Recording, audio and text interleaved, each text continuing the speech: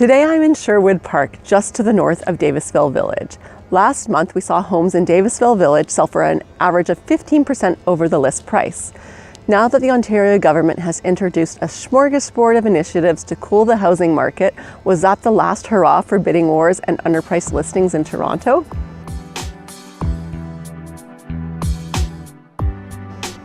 Hi, I'm Rebecca Lang, Toronto real estate broker.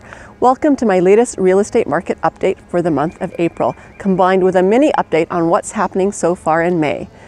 I'm mentioning what's happening right now because of the shifting trend in market activity, which is quite different than what we saw less than 4 weeks ago. April started the month carrying the same incredible momentum from the first quarter of this year. Demand was intense and home sellers were finally beginning to list more homes for sale. Then, by about the middle of the month, my colleagues and I started to see a diminished number of showings on listings, and bidding wars were not as fierce. When it came to the offer dates, there may have only been 3 or 4 offers, when previously there may have been 10 or more competing buyers. There was a slight sense of hesitation forming amongst the buyers, and the Ontario government still hadn't made any announcements on their plans to cool off the market. The government announcement finally came on April 20th.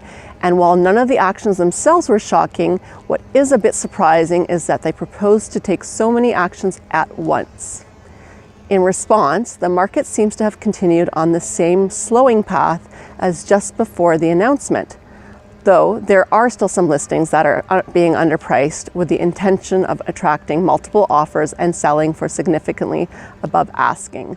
In several Toronto neighborhoods, the best and most appealing listings are still finding success following this low pricing marketing approach.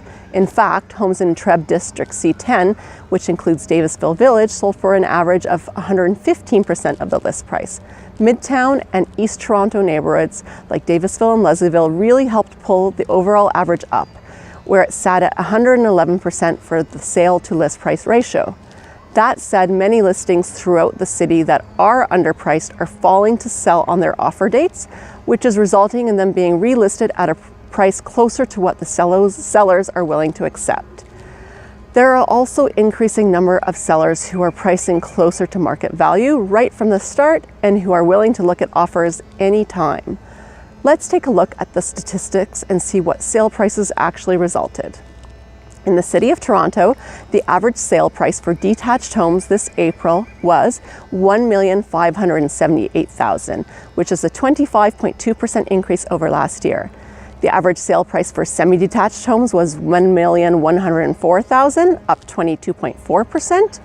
The average for condo townhouses was $793,000, up 29.7%.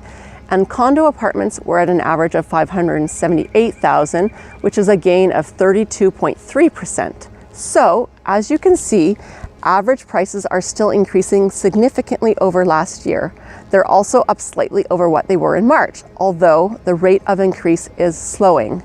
2 other stats to look at for insight on where the market might be heading is the number of new listings versus the number of sales.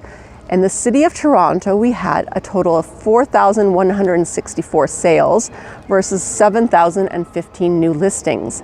The supply of listings is finally catching up to demand, and we are back to having more than a month's worth of inventory.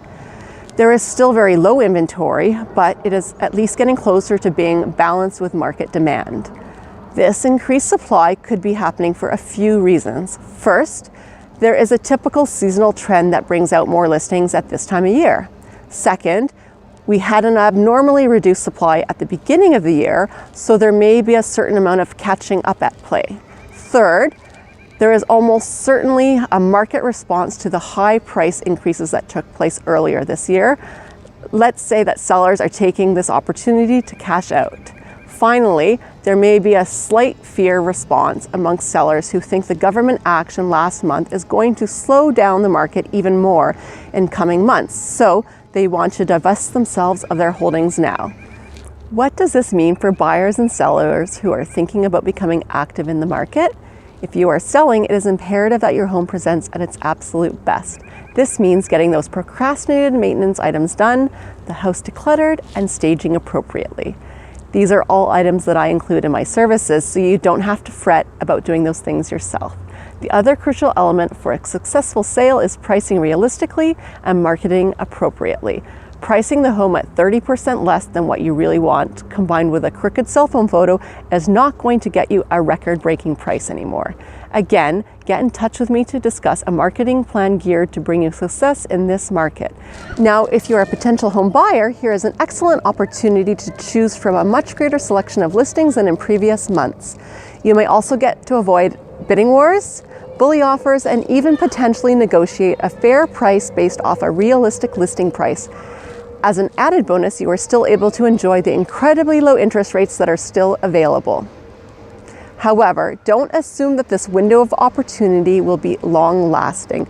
In the past, when the federal government has introduced new mortgage rules and other measures, any slowing in the market has been short-lived.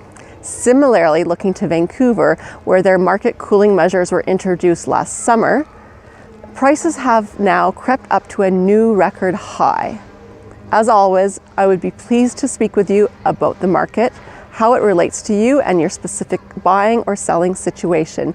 You can call or text me at 416-357-1059 or connect with me through Rebecca at rebeccalang.ca. Thank you for watching and have a great month of May. Until next time, I'm Rebecca Lang, Toronto Real Estate Broker.